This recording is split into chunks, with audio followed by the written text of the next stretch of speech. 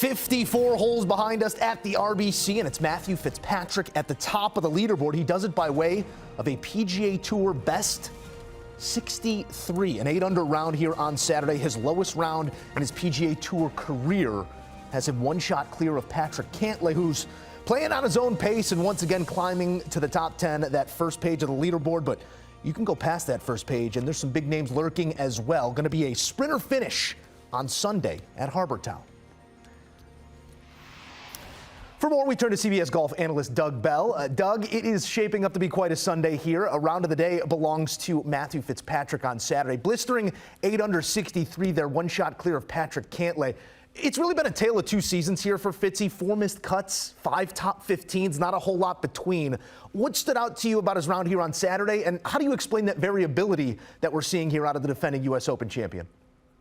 Well, Joe, he did win the U.S. Open, and that iron display put on winning that, especially that bunker shot in the 72nd hole, was incredible. So we know how good this guy is with irons, and that's what you have to do at Harbor Town. It's an iron player's dream course, because once you put yourself in position off the tee, it's just a matter of knocking it down on the smallest greens on the PGA Tour. And Fitzy's done it not only from the fairway, but, I mean, he's done it from bunkers. He's done it from natural areas. Today had to be, aside from that final round at the United States Open, today had to be the sweetest round that he's ever played on the PGA Tour. And I know he wants to win a regular event on the PGA Tour because there haven't been many Englishmen who've done that. Colin Montgomery never could do it. Tommy Fleetwood has never done it. So Fitzpatrick has an opportunity. But again, Joe, it comes back to that old adage. It's tough to follow up a great round, and he had a great round with another one on the PGA Tour. So I think that is the obstacle standing in Patrick's way in the final round. Yeah, he had it all going here on Saturday. I'm sure if they offered him to loop it another 18 and finish this thing up on Saturday, he would have loved to carry that momentum in. We'll see if that momentum does carry to Sunday, because you alluded to it here. Last year, he manages to hold off Scotty Scheffler at the Country Club. Sunday here at Harbor Town, he'll have to outpace Scheffler and Spieth and Cantlay and Xander and Ricky and Tommy. Rahm's lurking. Point being, this is shaping up to be a sprinter's finish on Sunday. Who grabbed your attention first and foremost out of that chase pack? Well, Joe, I love you reading off all those names, right? When the PGA Tour plan for elevated events, right? The biggest names of the game playing more against each other in regular stops as opposed to just major championships. Here we are. We're on this phenomenal layout, and the RBC Heritage is always a good event, but now potentially is a great event because of all those names you mentioned. And remember now, they're going to go threesomes on Sunday because weather potentially is rolling in, a 60% chance of thunderstorms. I hope that's wrong. But the final threesome, you have Fitzy playing with Jordan Spieth and Patrick Cantlay. I mean, how good is that going to be? And remember last year, Spieth beats Cantlay in the playoff, hit that remarkable shot to win it. But I like Cantlay. I think he's due.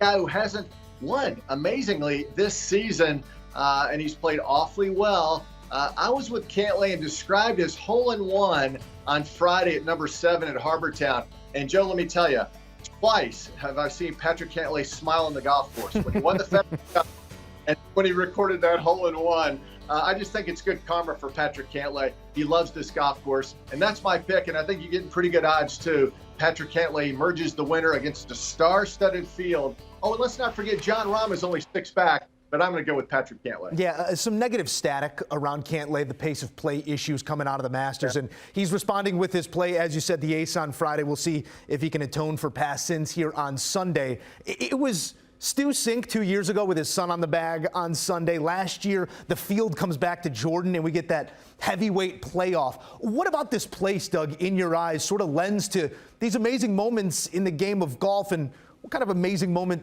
could you maybe see here coming on Sunday? Well, I think what we're going to have, Joe, for the last 2 days, now Thursday we had that hour-and-a-half rain delay, and wind was blowing, and scores were kind of up and down. And then the wind died down on Friday and again today. So you saw great scoring. And Fitzpatrick just took advantage.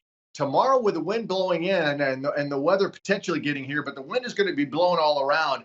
I think we're going to have a guy who's going to survive the final round. I don't think we're going to have somebody that's going to shoot 63 and run away with it. I think pars will be a premium come Sunday. They're going to be hitting some wild tee shots with that wind, Joe. It'll be the windiest day we've had all week. So buckle your seatbelts. Not only do we have these big names in the elevated event playing for all this money and all these FedEx Cup points, but now the Mother Nature is going to be a factor. And I'm looking for havoc to roll in come Sunday here. Elevated in the elements. We'll see if Patrick Cantlay can get it done. It's going to be one of these big boppers more likely than not. Doug Bell, we appreciate you. Thanks, Joe. And don't forget, there's only one place to be for all your tour needs. Our team on the First Cut podcast, taking you under the ropes and into the action each and every week on tour, round by round, week by week. There's only one place to be. It's with our guys on the First Cut podcast. Coverage coming your way Sunday, CBS. Join us right here on CBS Sports HQ for full highlights and post-round reaction. Do you want a sports network that delivers everything that matters about the game? The highlights, the picks, the instant analysis, no yelling, no fake debates, no politics. Hit the subscribe button and never miss a moment.